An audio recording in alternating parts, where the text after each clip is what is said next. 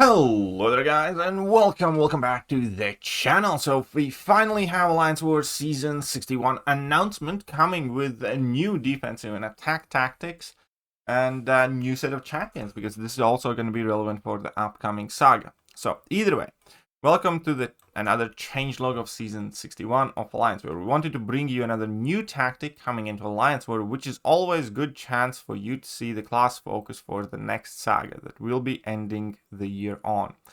Do not worry, we're still cooking up new iterations of experimental Alliance War seasons.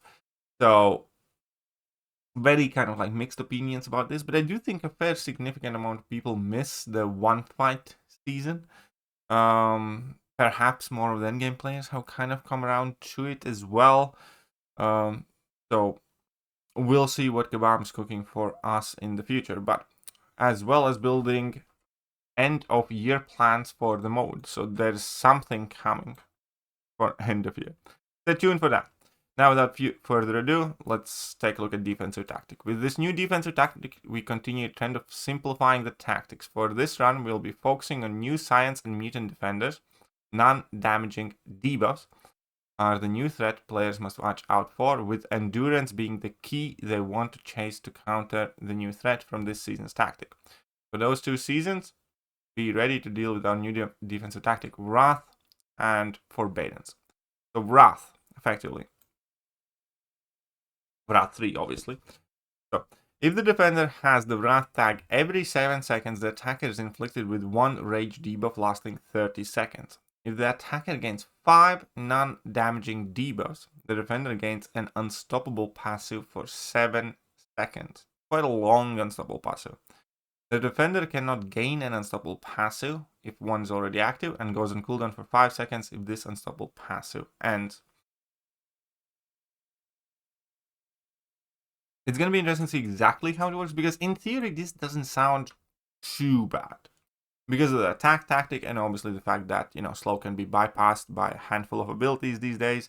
Sorry, unstoppable can be bypassed by slow, deaccelerate, by shield ability. I always forget that one, but still. And the attack tactic kind of counters very well.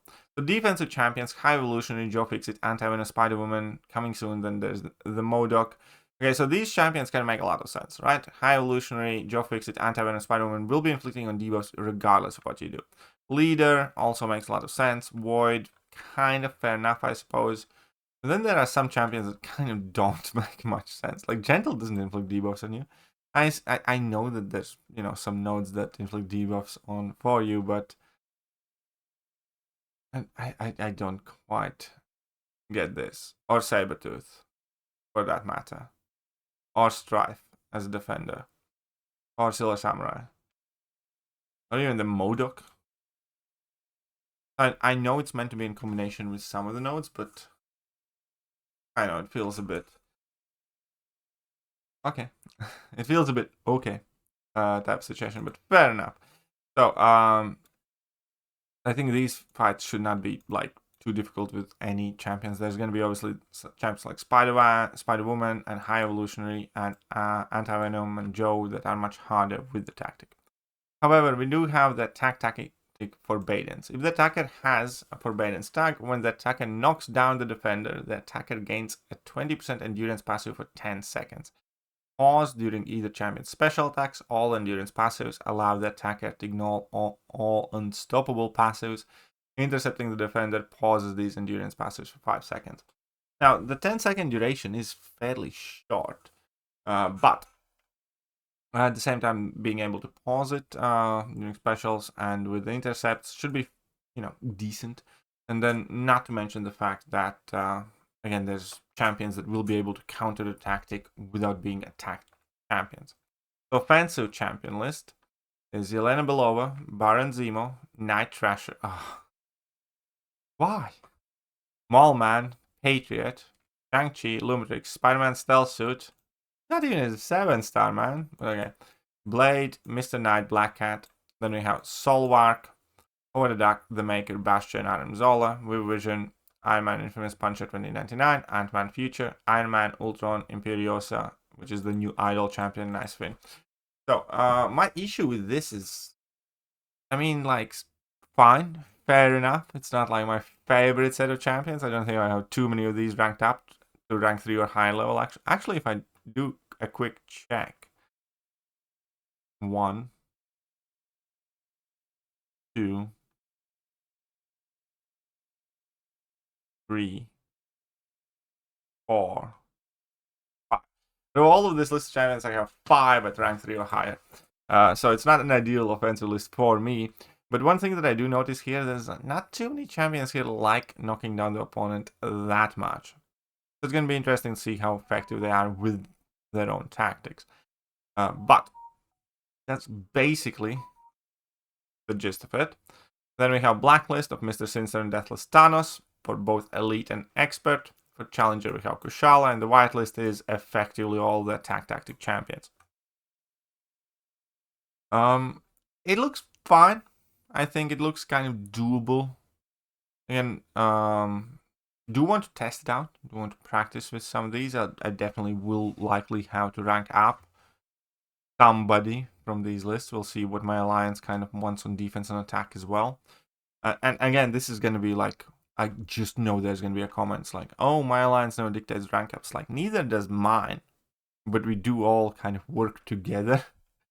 And like, for instance, the way it works here is like, we have a list of champions we kind of need or that we're missing from the defense, and then people who like the said champions end up ranking them up.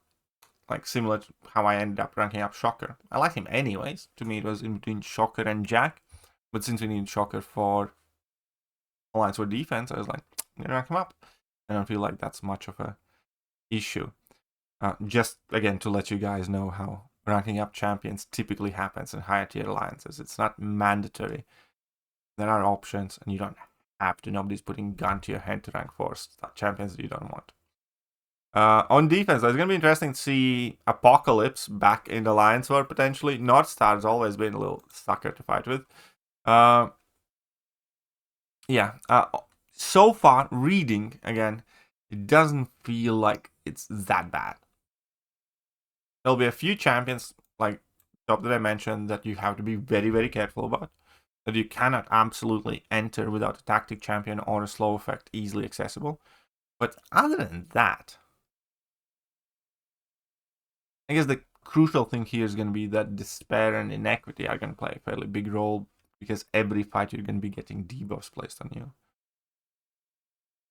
I know that. Seems fine to me. I don't have any major objection here. Let me know what you guys think. I'll catch you guys soon. Bye. Hello there guys, and welcome back to the channel. So we have all the information about the next one.